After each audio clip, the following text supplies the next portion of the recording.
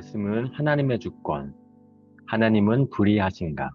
라는 제목으로 설교하도록 하겠습니다. 이 본문은 로마서 9장 14절에서 18절입니다. 로마서 9장 14절에서 18절. 그런즉 우리가 무슨 말을 하리요? 하나님께 불의가 있느냐? 그럴 수 없느니라. 모세에게 이르시되 내가 긍휼히 여길 자를 긍휼히 여기시고 불쌍히 여길 자를 불쌍히 여기리라 하셨으니 그런즉 원하는 자로 말미암음도 아니요 다른 박질하는 자로 말미암음도 아니요 오직 긍휼히 여기시는 하나님으로 말미암음이니라. 성경이 바로에게 이르시되 내가 이 일을 위하여 너를 세웠으니 곧 너로 말미암아 내 능력을 보이고 내 이름이 온 땅에 전파되게 하려 함이라 하셨으니 그런즉 하나님께서 하고자 하시는 자를 긍휼히 여기시고 하고자 하시는 자를 완악하게 하시느니라. 아멘. 미국에서 유명한 R.C. 스프롤이라는 개혁주의 신학자가 있었습니다. 그가 교수가 되어 처음 맡은 수업은 250명이 되는 신입생들에게 구약을 가르치는 수업이었습니다. 강의 첫 시간에 제출해야 할 과제 세 가지를 알려주고 그 과제를 기한 내에 제출하지 않으면 0점 처리한다고 분명한 원칙을 제시하였습니다. 그런데 막상 첫 번째 과제 제출이 되자 250명 중 25명의 학생들이 과제를 제출하지 못했습니다. 그 교수님이 0점 처리를 하려고 하자 과제를 제출하지 못한 25명의 학생들이 이런저런 이야기를 하며 사정을 봐달라고 간청하였습니다. 학생들의 간청으로 기간을 연장해 주면서 다음에는 제대로 내라고 어, 말을 하였습니다. 또 얼마 지나서 두 번째 과제 제출일이 되자 이번에는 250명 중 50명이 과제를 제출하지 못했습니다. 그런데 이번에도 학생들은 한 번만, 딱 한 번만 더 기회를 달라고 사정을 하였습니다. 그래서 그는 이번이 마지막이라고 강조하면서 한 번 더 기회를 주었습니다. 세 번째 과제 제출일이 되었습니다. 어떤 일이 벌어졌을까요? 250명의 학생 중에 100명이 과제를 제출하지 못했습니다. 그래서 그는 성적표에 0점이라고 하나하나 쓰기 시작하였습니다. 그러자 학생들이 큰 교실 안에서 웅성웅성 되는 소리가 들리기 시작하였습니다. 그리고 나서 한 학생이 손을 들고 말하기 시작하였습니다. 교수님, 그건 공평하지 않습니다. 그러자 그는 그렇게 말한 학생에게 되물었습니다. 학생은 정의를 원하는 건가요? 그러자 학생이 당당하게 대답했습니다. 네, 그렇습니다, 교수님. 그래요? 학생은 지난 과제도 늦은 것으로 아는데, 그렇다면 지난 과제도 0점을 주겠습니다. 그러자 갑자기 웅성대던 강의실은 조용해지고 서로 눈치를 보고 있게 되었습니다. 그 상황을 보던 그 교수는 크게 말하기 시작하였습니다. 공평하지 않으면 큰일 나죠. 아직도 정의를 원하는 학생이 있습니까? 공평과 정의를 외치다가, 지난 과제와 지지난 과제까지 0점을 받는 것을 원하는 사람은 아무도 없었던 것이죠. 그런데 불공평하다고 외치는 모습은 비단 학생들만의 모습은 아닙니다. 오늘 이 시대를 살아가는 우리들의 모습과 똑같은 모습을 보여주고 있습니다.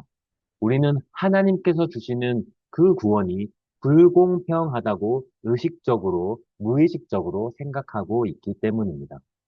이 세상의 모든 논리는 하나님이 불공평하다는 생각들을 교회까지 오염시키고 있고 또 우리들에게 영향을 끼치고 있습니다. 그래서 오늘 본문은 이 시대를 사는 우리들에게 꼭 필요한 말씀입니다. 왜냐하면 바울은 하나님의 구원이 불공평하다고 생각하는 사람들에게 하나님의 주권이 무엇인지 가르쳐 주고 있기 때문입니다. 오늘 본문은 바울의 질문으로 시작합니다. 14절을 보시면 그런즉 우리가 무슨 말을 하리요?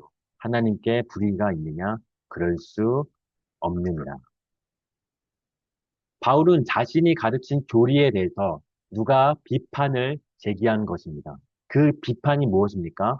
바울, 당신의 가르친 대로라면 하나님은 불의하신 것입니다. 당신이 말한 하나님은 공평하지 않고 정의롭지 않습니다. 따라서 당신의 가르침은 잘못된 가르침입니다. 그러면 도대체 바울이 무엇을 가르쳤길래 이런 비판을 받았을까요? 우리는 지난주에 9장 앞부분을 이미 보았던 내용입니다.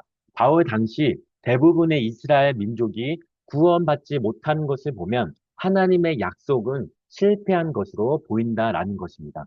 이스라엘은 하나님의 약속을 받았는데 어찌 구원을 받지 못했는가라는 것이죠.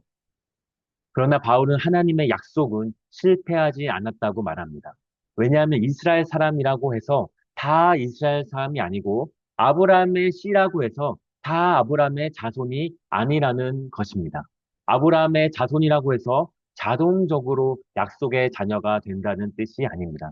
그래서 그 예를 보여준 것이죠. 첫 번째로 누구입니까? 첫째로 이스마엘입니다. 그는 아브라함의 장남이죠. 그러나 한 아브라함에게 약속된 자녀는 장남인 이스마엘이 아니라 이삭이었습니다. 그러면 누가 따질 수 있겠죠? 이스마엘은 본처의 자식이 아니라서 약속의 자녀가 안 된 거 아닙니까? 적통은 본처의 자식인 이삭이 되는 게 당연한 것입니다. 그래서 바울은 또 다른 예를 들어줍니다. 이삭의 이삭의 예죠. 이삭의 아내는 리브가이죠. 그리고 리브가가 본처입니다.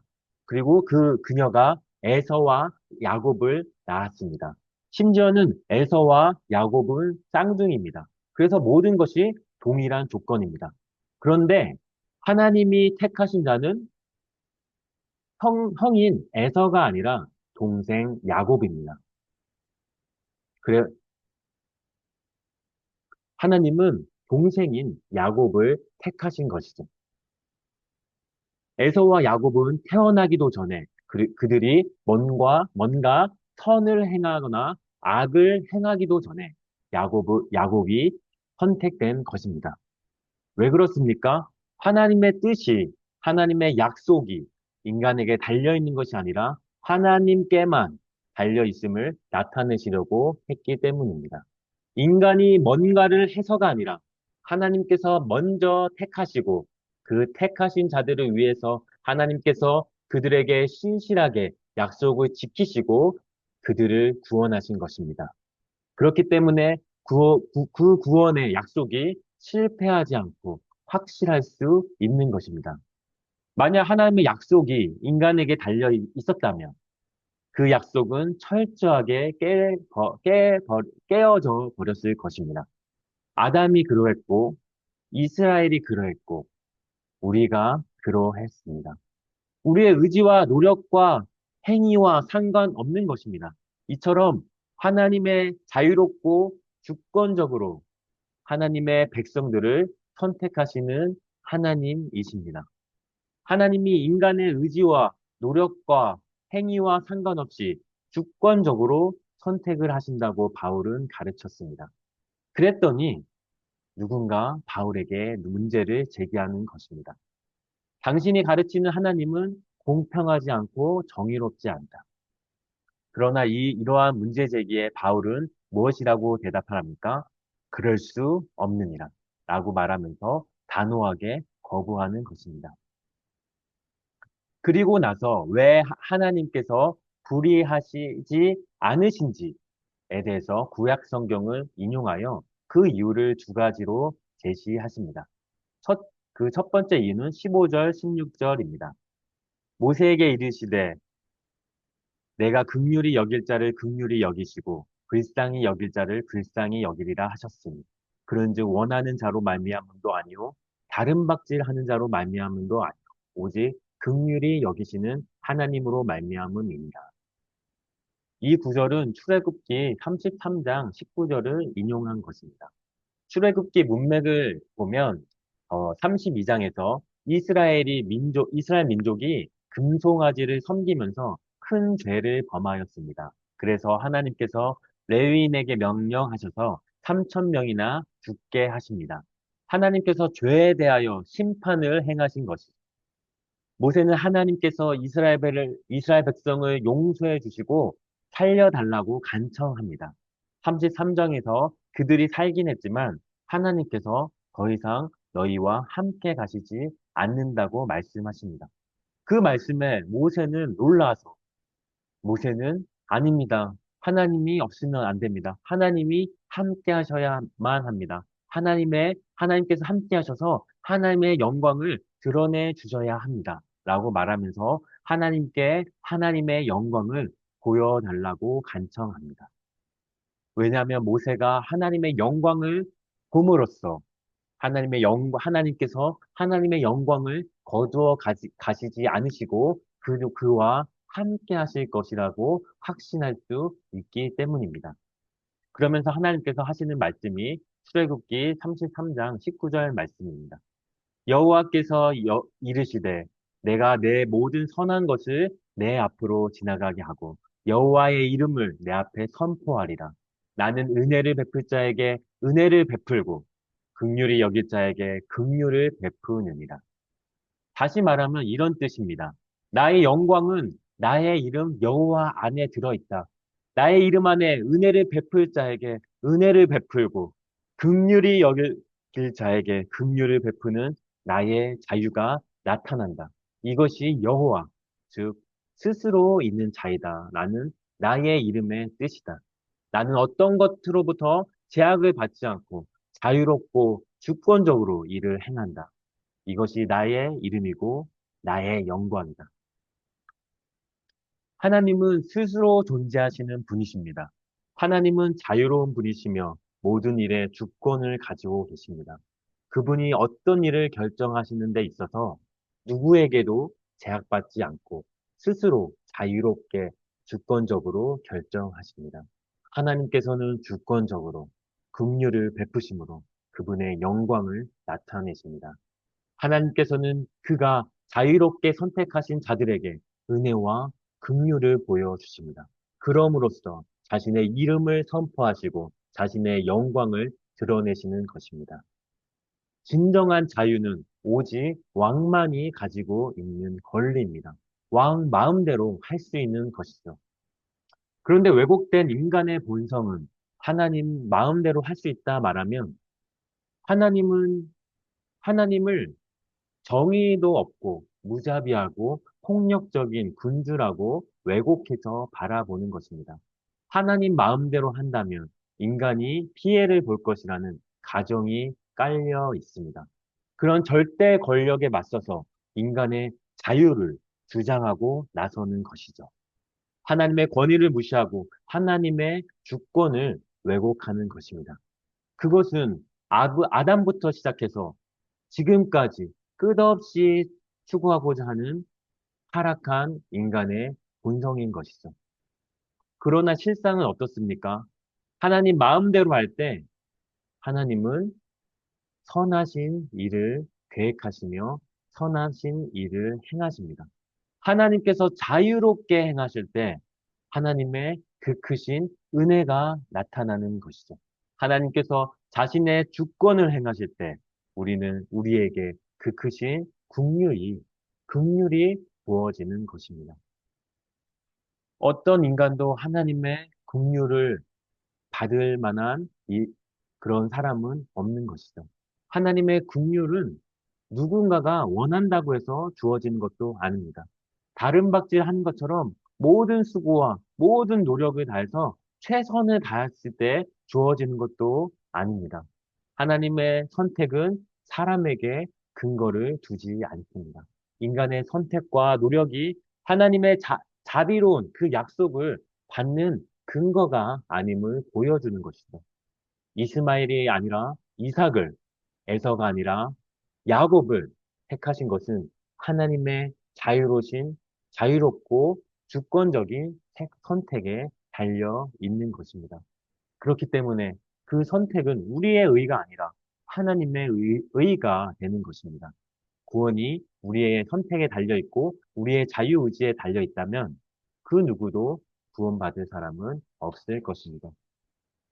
성경이 바로에게 이르시되 내가 이 일을 위하여 너를 세웠으니 곧 너로 말미암아 내 능력을 보이고 내 이름이 온 땅에 전파되게 하려 함이라 하셨으니 그런즉 하나님께서 하고자 하시는 자를 긍휼히 여기시고 하고자 하시는 자를 완악하게 하시느니라. 바울은 출애굽기 9장 16절을 인용한 것입니다. 하나님께서 바로에게 말씀하십니다. 내가 너를 세웠으니 하나님께서 하나님의 뜻에 따라 바로를 왕으로 세우셨습니다. 이스라엘 왕이 아니라 이집트의 왕인 바로를 하나님께서 세우셨다는 말입니다. 그 목적이 무엇입니까?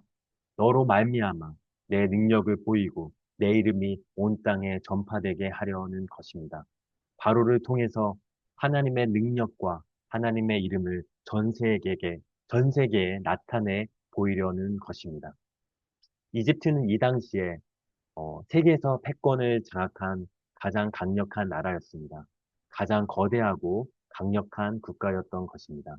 이집트에 일어난 사건은 그래서 이집트에서 어떤 일이 일어나면 그 큰 사건이 일어난 사건은 그 소문이 순식간에 전 세계에 퍼지게 되어 있는 것이죠.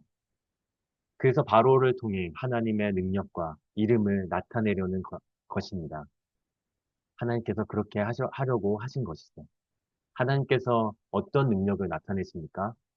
출애굽기 사건을 통해서 하나님의 능력을 나타내십니다. 이 능력은 두 가지로 볼 수 있는데요. 첫째는 하나님께서 이스라엘 민족을 열 가지 재앙을 통해 하나님의 능력을 나타내십니다. 열 가지 재앙이라는 하나님의 놀라운 능력으로 이스라엘을 이집트의 노예로부터 해방시켜 주십니다.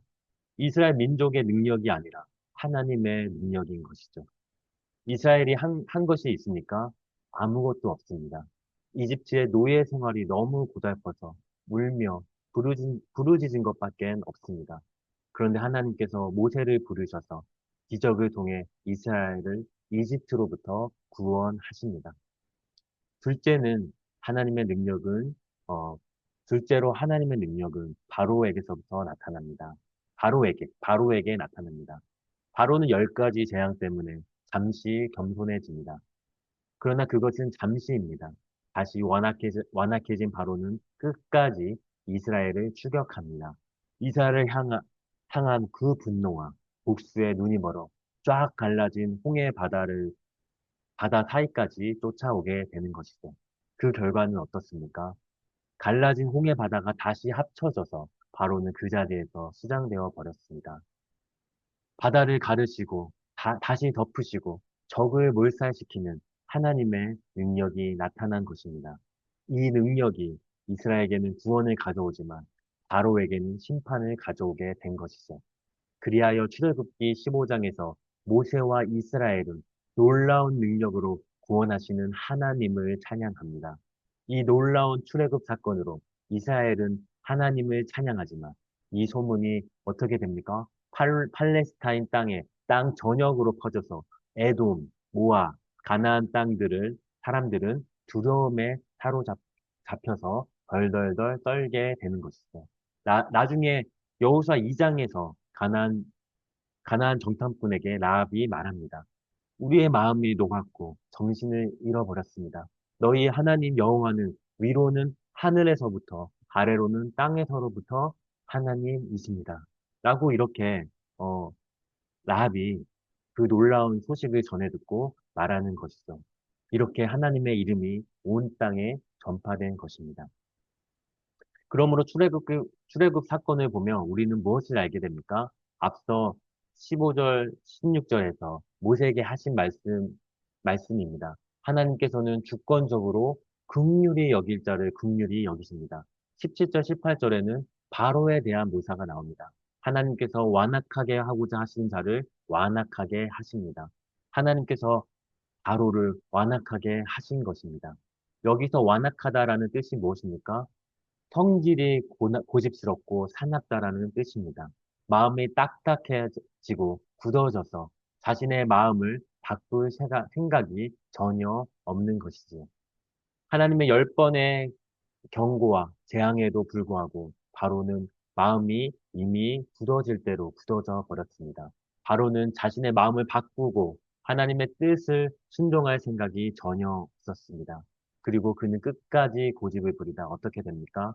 하나님의 심판을 받게 되는 것입니다. 출애굽기 4장, 출애굽기 4장 21절입니다. 출애굽기 4장 21절은 이렇게 말합니다. 여호와께서 모세에게 이르시되 내가 애굽으로 돌아가거든 내가 내 손에 준 이적을 바로 앞에서 다 행하라. 그러나 내가 그의 마음을 완악하게 한즉 그가 백성을 보내주지 아니하리라. 하나님께서 그의 마음을 완악하게 하셨습니다. 왜 하나님께서 완악하게 하십니까? 하나님의 능력과 이름을 나타내기 위함입니다. 즉, 하나님의 영광을 나타내기 위함입니다. 바로의 완악함을 통해서 하나님의 심판을 통해 하나님의 능력과 하나님의 이름과 하나님의 영광이 나타난 것입니다. 긍휼과 동일한 원리입니다. 하나님께서는 주권적으로 긍휼히 여길 자를 긍휼히 여기는 것처럼 주권적으로 완악하게 하실 자를 완악하게 하십니다. 여기서 하나님의 주권과 인간의 책임 사이에 긴장이 발생하긴 합니다. 출애굽기에서 하나님께서 바로의 마음을 완악하게 하는 것은 10번 나오고요. 바로 스스로 의지로 완악하게 한다는 것은 4번 나옵니다. 바로는 자신의 본성과 자신의 욕심과 교만으로 자신의 마음을 완악하게 한 것이 분명합니다. 그러나 출애굽기 말씀은 하나님의 주권을 더 강조하고 있습니다. 오늘 이 본문을 통해 바울은 무슨 말을 하려는 것입니까? 인간이 태어나기도 전에 태어나서 선과 악을 행하기도 전에 하나님께서 인간을 선택하시고 구원하신다면 그런 하나님은 공평하지 않네요. 정의롭지 않네요. 불의하시네요. 라는 비판에 대한 바울의 대답입니다. 그 선택은 의로운 것이다. 왜냐하면 하나님은 선하시고 의로우신 하나님이시기 때문입니다. 그 의로운 하나님이 긍휼을 베푸실 자에게 긍휼을 베푸시고 완악하게 하실 자에게 완악하게 하시는 분이시다라는 것입니다. 하나님이 하나님 되신 것이죠. 하나님의 주권이 나타난 것입니다. 하나님이 모든 만물의 주인 되시고 모든 역사의 주관자이신 것입니다. 하나님께서 하나님의 주권을 통해 하나님께서 영광 받으십니다. 누군가를 택하시면서 하나님의 긍휼과 은혜를 주시는 성품을 온 세상에 드러내심으로 하나님은 영광 받으십니다. 만약 모든 만물과 모든 역사가 인간의 손에 달려 있다면 하나님은 영광 받으시지 않으실 것입니다. 만약 우리의 구원이 우리의 노력과 의지와 선택에 달려 있다면 하나님이 영광 받으시지 않으실 것입니다. 또한 하나님은 누군가를 완악하게 하심으로 하나님의 거룩하고 정의로우신 성품을 온 세상에 드러내심으로써 하나님은 영광 받으십니다. 만약 하나님께서 악한 자를 심판하시지 않으신다면 하나님이 영광 받으시지 않으실 것입니다. 하나님은 택하신 자를 위해서 하나님의 은혜와 긍휼을 나타내시며 영광 받으시고 하나님은 악한 자를 위해 하나님의 공의와 정의를 나타내시며 영광 받으십니다. 성경은 하나님의 선택을 분명하게 말하고 있습니다. 요한복음 3장, 6장, 39절, 44절. 나를 보내신 이의 뜻은 내게 주신 자 중에서 내가 하나도 잃어버리지 아니하고 마지막 날에 다시 살리시는 이것이다. 나를 보내신 아버지께서 이끌지 아니하시면 아무도 내게 올 수 없으니 오는 그를 내가 마지막 날에 다시 살리리라. 신자들은 예수님께서 하나님께서 예수님께 주신 자들입니다. 언제 주셨습니까? 이 세상이 창조되기도 전에 우리가 태어나기도 전에 하나님과 예수님 사이에 약속이 있었습니다. 하나님께서 예수님께 주시기로 한 약속입니다. 그리고 그 때가 되었을 때 하나님께서 예수님께 우리를 이끌어 주셨습니다. 그러면 우리가 로봇입니까? 너무나 많은 사람들이 이런 질문을 합니다. 하나님의 주권과 선택의 이야기를 들었을 때 자신들이 로봇이 아니다라면서 반박합니다. 그러면서 하나님의 심오하고 깊은 뜻을 무시하거나 외면합니다. 자신들이 스스로 선을 택하고 믿음을 택할 수 있다는 환상이 있는 것입니다. 어디서 나온 자신감인지 모르겠습니다. 근거 없는 자신감입니다. 자신의 처지를 모르고, 자신의 죄를 모르고, 인간의 본성을 모르고, 성경을 모르기 때문입니다. 인간의 자유의지에 대한 환상이 있을 뿐입니다. 그러나 인간의 의지는 자유롭지 않습니다. 스스로 선을 택할 수 있습니까? 스스로 믿음을 선택할 수 있습니까? 하나님께서 자유롭게 주권적으로 우리를 택하시고 우리에게 기적적인 능력을 베푸셔야만 우리가 출애굽할 수 있는 것입니다. 사단의 나라에서 사랑하는 아들의 나라로 옮겨질 수 있는 것입니다.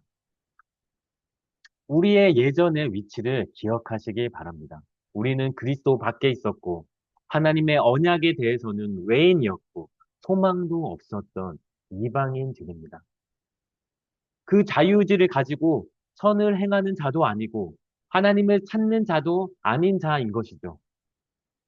우리의 합당한 자리가 어딥니까? 심판이고 정죄인 것이죠. 이 세상의 그 누구도 그 외에는 다른 포지션은 없는 것입니다. 모두 다 자기 자신의 자유의지로 죄를 지며 망하는 자의 길로 가는 것이죠. 왜냐하면 하나님께 대해서는 죽은 자이기 때문입니다. 허물과 죄로 죽은 자이기 때문입니다. 그런 죄와 사망과 절망의 늪에 빠진 우리에게 하나님이 긍휼을 베푸신 것입니다. 긍휼이 여길 자에게 긍휼을 베푸신 것이죠. 왜 하나님은 공평하지 않으십니까? 이런 질문을 하게 되면 어떻게 됩니까? 그래. 그럼 공평하고 정의롭게 너에게 합당한 판단을 받게 하겠다. 내게 합당한 곳은 바로 지옥입니다. 이제 우리는 질문을 바꿔야 합니다. 왜 하나님은 공평하지 않으십니까? 가 아니라 왜 이런 나에게 긍휼을 베푸십니까? 우리는 그 이유를 알 수 없습니다. 하나님만이 아실 것입니다. 그러나 그것이 하나님의 은혜임을 우리는 알 수 있습니다. 왜냐하면 우리가 그 엄청난 선물을 받을 자격이 없기 때문입니다. 우리가 그 크신 은혜와 긍휼을 요구할 수 없는 자이기 때문입니다.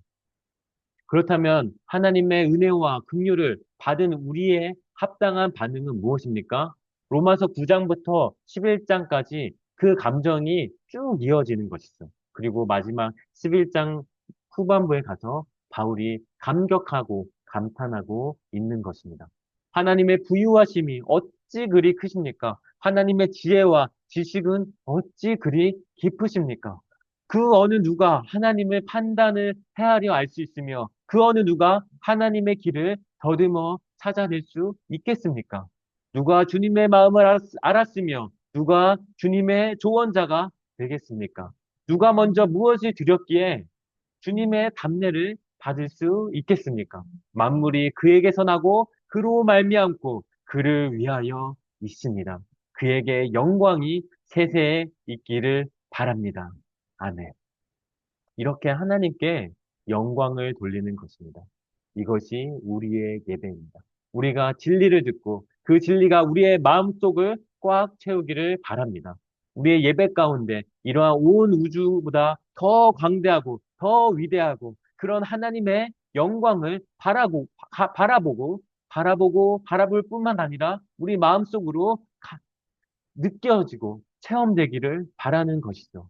그 놀라운 하나님의 주권과 지혜와 그 권능 앞에, 그 능력 앞에 무릎 꿇고 온 힘을 다해 하나님을 찬양하고 하나님을 높이고 하나님을 영광 돌리는 그런 시간이 되기를 바라겠습니다. 아멘.